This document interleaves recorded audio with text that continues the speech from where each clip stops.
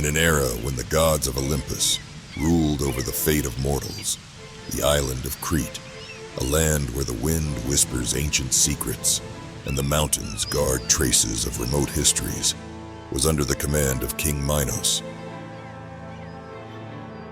son of Zeus, and Princess Europa.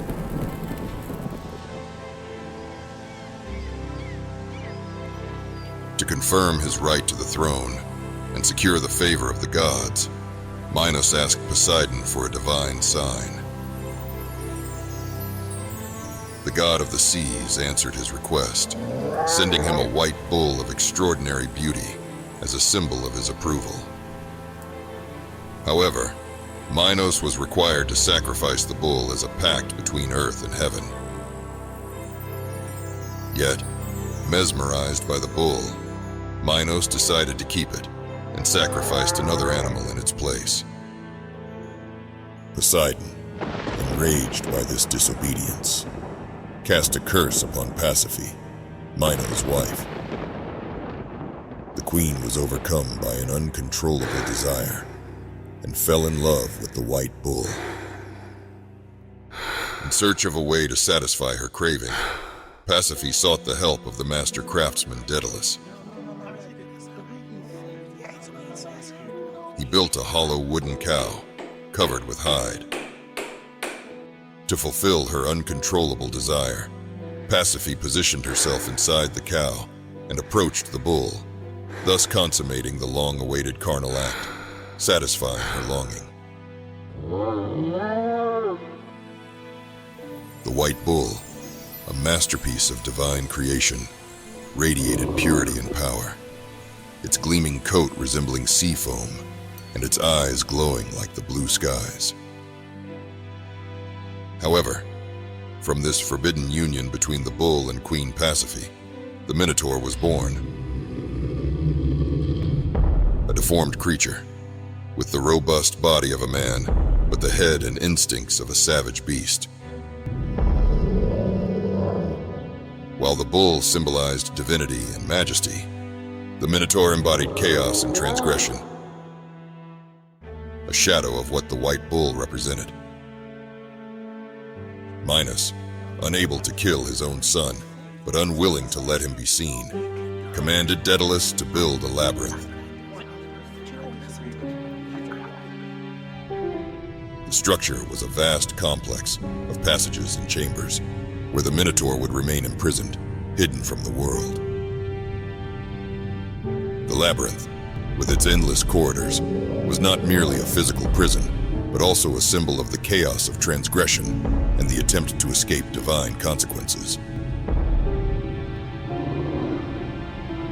While the Minotaur dwelled within the labyrinth, Athens, having been defeated by Minos, was forced to send, every 9 years, 7 young men and 7 young women as sacrifices to the monster.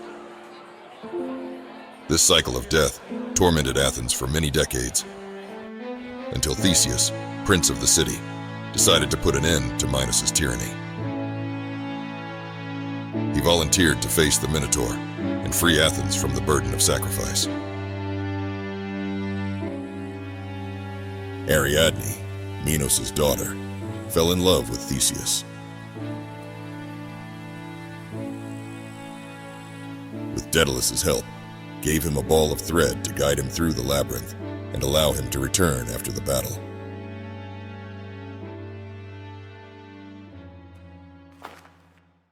Theseus entered the labyrinth, sword in hand, and the thread secured. He followed the thread as he advanced through the twisting corridors.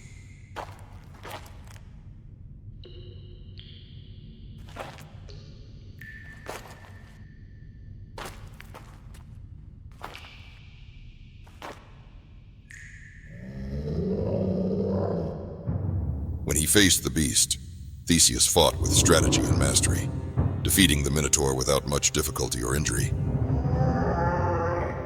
proving that he was in perfect harmony with his mission and divine purpose.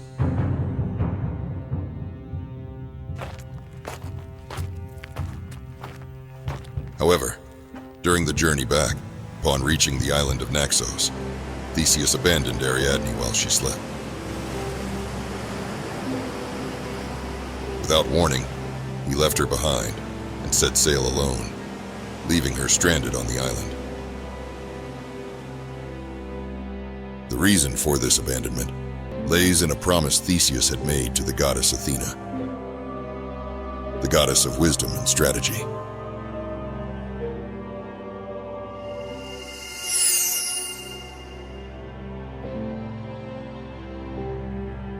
Athena had aided Theseus in his journey and gifted him a magical sword.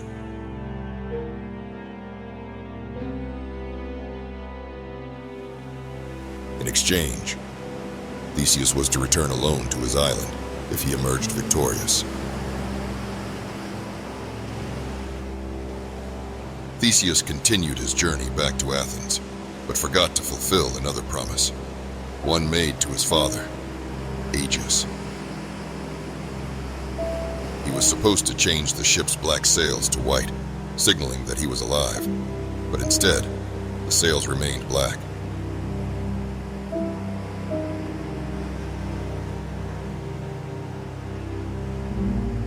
When Aegis saw the ship and its black sails, he believed his son was dead. Overcome with grief, Aegis threw himself into the sea and perished.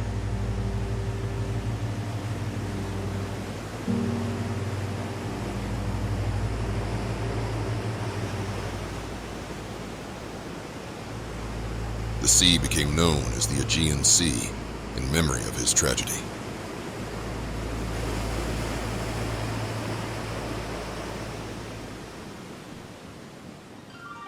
Ariadne, abandoned in Naxos, found solace in the god Dionysus. Enchanted by her, he asked for her hand in marriage.